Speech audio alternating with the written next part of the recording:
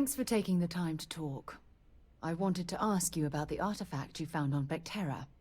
When you pulled it from the rock, held it in your hands for the first time, how did you feel?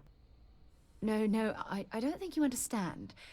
I know about the visions, the light, and the music. How did you feel inside? What were your thoughts? Oh my goodness. That must have been terrifying. When it comes to the artifacts, it never ceases to amaze me how the science, well, simply fails. If there is, the artifacts are doing a heck of a job hiding it. The artifacts are so different, so alien, and I'm certain one of them reached out and spoke to you. Quite the mystery. Agreed. Unfortunately, there's no way that I know of to reply, and believe me, I've been trying to gather data on the damn things for years. Frustrating? No. Bewildering? Yes. It would be, oh, well, an explorer's dream to solve a mystery like this. I knew I picked the right person for the job. Look, I wanted to thank you for taking the time to talk, and for keeping an open mind. And I also wanted to say, well, I'm pleased we're on this journey together. It's the best decision I've made in quite a long time. Remember our last conversation, when you told me the artifacts made you feel like you were being pulled across the entire galaxy? Well, it got me thinking. So I dove into our archives and started looking through Constellation's older journal entries. Just because I wasn't familiar with the experience you described, doesn't mean the same might have been true for my predecessor. Really? I'm surprised that I haven't. After reading those journals, all of the pleasant memories of my time spent with Asha just started flooding back. Oh yes, absolutely. I didn't mean to compare. Those were just... oh, I don't know. Different times. Asha was the one that taught me the ropes at Constellation and took me under her wing as her protege. Hey, so I pinched a few ideas from my old boss. Can you blame me? At any rate, we logged quite a few discoveries together, but it was the actual journey that I cherished the most. Exactly. For me, it was all about the quieter moments. There was nothing quite like sitting back and watching space bend while listening to Asha spin vivid stories to fill the time. Oh, I find that sort of cozy isolation the best way to really get to know someone. At this point, I'd say you've graduated from protege and moved up the ladder a bit. You know, all this talk about Asha reminds me that my time with her was a gift. I miss her dearly. I respected her, and I considered her a dear friend, but we weren't in love. Had that been true, I would have resigned my post and moved to Parima 2 instead of remaining at Constellation. Come to think of it, if we're ever out that far, perhaps we could pay her a visit, and I could make proper introductions. Yeah, you'll do. Look, I don't expect you to be an exact copy of Asha. Your hunger for exploration, to pierce the veil and seek the unknown, it's a common bond that we share. I wouldn't have it any other way. I don't know if I deserve to be that close to anyone right now. If you knew about the things that I've done, the way my life's unfolded, I think your opinion of me might change. Please, give me some time. I have to go. Thanks for taking time to chat. I really need a friendly ear right about now. I received a message from Constellation, and it's given me a lot to think about. No, it's nothing like that. It's just a list of requests. Things I would normally handle if I was there. But I'm not. I'm out here instead with you. You're not keeping me out here. I am. Just... here. Let me explain. Before I joined Constellation, I served for 8 years as the head of the Navigator Corps, until the UC decided to axe the department.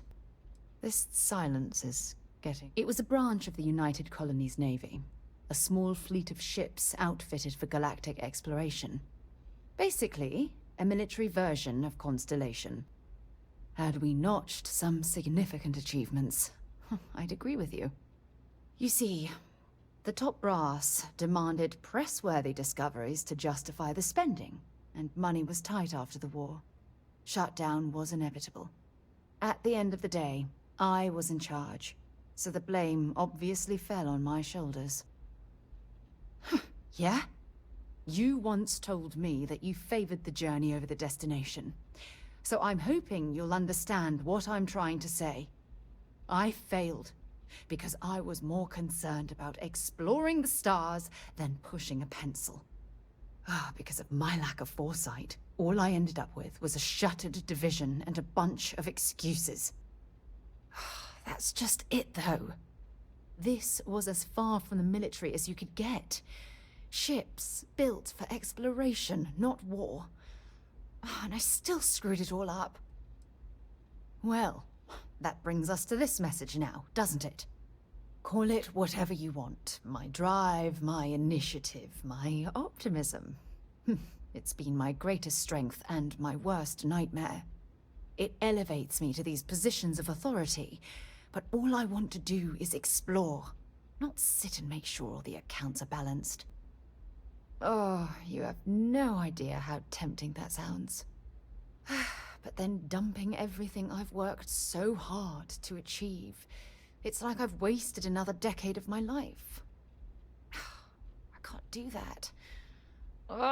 So frustrating. Oh my god. I'm so sorry. Oh, here you are trying to help me and I'm yelling at you. You have to understand. Once Asha retired, I lost the only person that gave a damn. You'd think I'd realize by now that I can always depend on you to lighten the mood. Wow, that was a hell of a ride, wasn't it? Oh, I'm sorry to put you through all that. But thank you for being there and listening. It helped. It really did. I have an important personal decision to make, but I need to discuss something with you first. Phew, thank you. So, where to start? Before I was with the Navigator Corps, I was career military, part of the United Colonies Navy. When the colony war broke out, I was posted as the chief navigator on a warship, the Dauntless. Then you were right. I didn't want to go into detail before because, well, just hear me out. There was a particularly bloody battle. We were fighting over a world in the Eta Cassiopeia system. Worst fighting I'd ever seen. We lost 12 ships that day. 12, including my own. With hundreds of lives lost on both sides, I'd argue there were no winners at all. Now let me finish. The ship was barely intact. The captain and first mate died the previous day, which put me in command. A shrewd captain would have called for the crew to abandon ship, but I was so angry. I wanted to stay. I needed to fight. Well, thank you. I really appreciate that. Unfortunately, it doesn't make what I'm about to tell you any easier. We fought for hours, but the damage was fatal. I gave the order to abandon ship and the crew piled into the escape shuttle. As the shuttle launched, I could see it was damaged. I heard screams before the radio cut. The last thing I saw, they were spiraling helplessly towards the planet's surface. There was nothing I could do. You're sorry. For me? If I hadn't been so stubborn, so eager to prove that I could handle command, my crew would have had more time to escape. My superiors. When the dust settled, the United Colonies gave me a medal. Can you believe that? A damn medal. I never even had a chance to find the shuttle wreckage and give my crew a proper burial. That's true.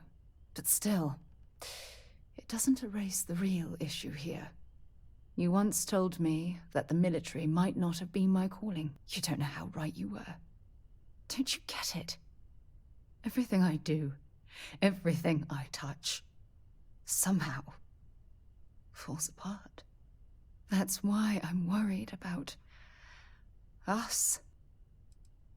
After everything you've heard, all my stories, you still have faith.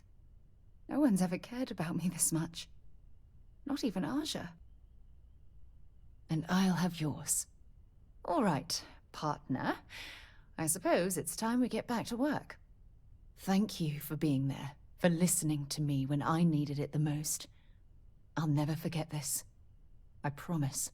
Ever since we talked about the Battle of Cassiopeia, I can't get what happened out of my mind. Was it that obvious? I thought I could handle these memories, but until I return to Cassiopeia, I'll never be able to put this to rest. I would like that. Actually, I need that. One problem, though. Pinpointing the crew's shuttle wreckage is going to be like trying to find a grain of salt in a sandbox. I think we need to start by locating my old campsite on Cassiopeia 1. What's there to tell? I survived. My crew didn't. Still, I'll never forget my finger hovering over that launch button. Would I launch safely, or explode into a fireball? It turned out that my shuttle had just enough power to allow an emergency landing on the planet's surface. I wouldn't call what I did a soft landing, but thank you all the same. Hold on. I don't know the exact location of my survival campsite. For that, we are going to have to head to Mast and see if we can get the information from my old friend, Admiral Logan. Your instincts are right on target. Logan and I butted heads more than once during my time with the Navigator Corps. We've never seen eye to eye. Look, I hope this isn't asking too much. Last thing I want to do is drag you into some kind of personal crusade. That's why I'm desperate for your help. Truth is, I'm scared. When I set foot on Cassiopeia, I don't know if I'll be able to handle what I find. If I begin to fall apart, I need someone I can trust to hold me together. I know you will. You've always been there when I've needed your help. Why you continue to support me, I'll never understand. I don't know what to say. I've been so busy searching the stars for answers. I've overlooked what's been in front of me all this time. True love. Something I've seriously considered sharing with you for a long time. Just not ready. Not yet. You're right. I have. Hey, anyway, I've taken up enough of your time. I know you have a lot to do. I really appreciate your offer to visit Cassiopeia. Hopefully, it'll bring me the closure that I've needed for far too long. Look, before we head back to the ship, I wanted to tell you how much of an amazing gift this has been. You had to push me to come out here, and if I hadn't have listened to you, the universe would probably have never known about that little girl. And I intend to repay you for that, even if it takes the rest of my life. You know, this is the second time I've been on this world, and until this very moment I never stopped to reflect at just how magnificent it was. Oh, look at this place. This is the reason I'm out here, exploring the stars. Worlds upon worlds, just waiting to have their beauty discovered. Shedding this burden of my past has finally allowed me to open my eyes, wider than they've ever been opened before. And it's all because of you. Perhaps. I suppose we'll both have to think about that for a while now, won't we? Well, I suppose it's time to bid goodbye to Cassiopeia once again. This time, under much happier circumstances. Now, let's head back to Jemison. I want to give those gene tags you gathered to Admiral Logan and figure out what we're going to do with Sona. Look at this. All these people, their entire lives distilled down to names on a memorial. I wonder how close I came to being reduced to just a name. I am proud. I was simply too foolish to realize it until you changed my perspective. And I care about you too. There's obviously some kind of a connection between us that I think we need to discuss. Just let me have another moment here, and then we can head over to the waterfall, so we can talk in private. Okay, I'm ready. Let's go. It's lovely here, isn't it? I've been from one end of the settled systems to the other. This place, this exact spot, there's nowhere else like it in the galaxy. I hadn't thought of it that way, but you're absolutely right. I usually come up here to mull over some of the heated debates we have at Constellation. You'd be surprised how many decisions I've made on this very spot. That's actually why I asked you to meet me up here. I was hoping we could talk about something very important. Good. Because I have a lot to say. It's about my return to Cassiopeia. What we learned about Sona has been constantly replaying in my mind. Maybe it sounds crazy, but that young girl's isolation feels like a reflection of my own life. Don't get me wrong. Compared to Sona, I've had it easy. I've spent my life surrounded by all sorts of people. Constellation, the Navigator Corps. Hell, even the UC military. Despite that, no matter how hard I've tried to make them a part of my life, they tend to drift away and disappear. I suppose. Well, if that's true, this challenge is wearing me down. Finding someone like that would be wonderful. Wait a second. What exactly are you saying? Ha! Sorry, I just need a moment to gather my thoughts. I know you want to have a serious relationship. You want to become close. So, if you're willing to take that leap of faith with someone like me, then I'm ready to do the same. You're something truly special. You know that? You've helped me conquer my self-doubt, my confidence, hell, everything. For the first time in my life, I feel complete.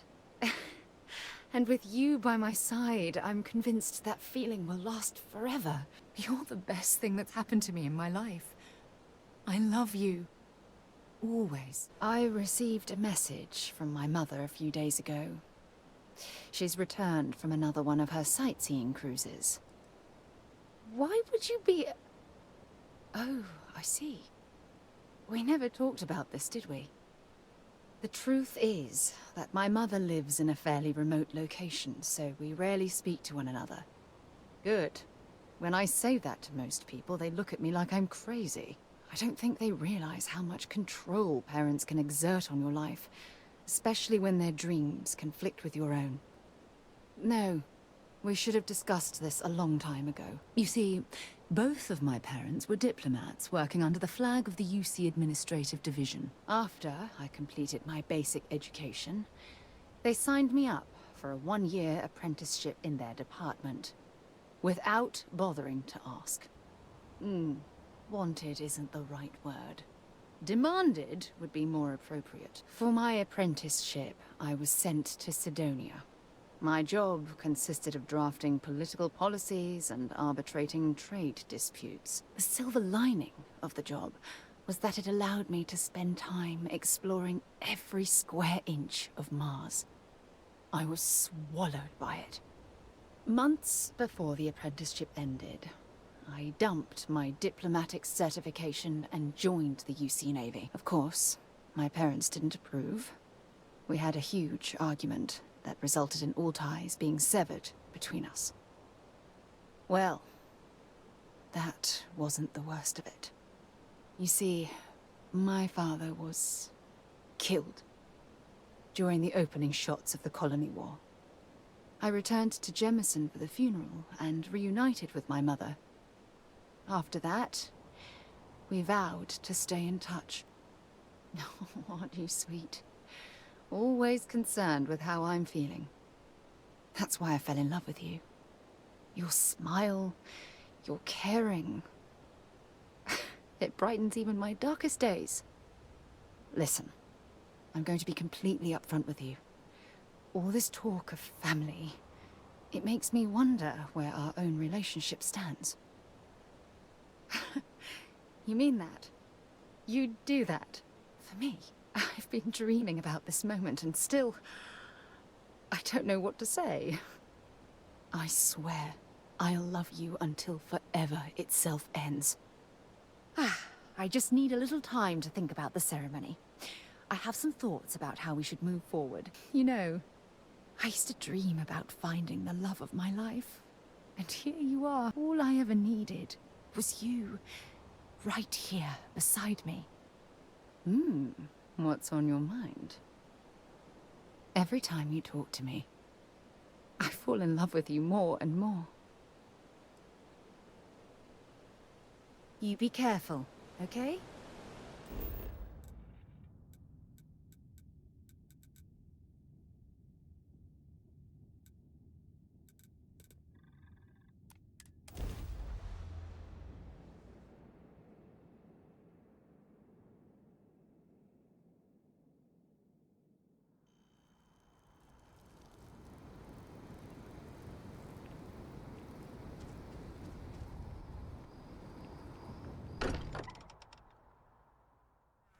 Much as I'm eager to explore the universe, there's nothing quite like the feeling of returning home.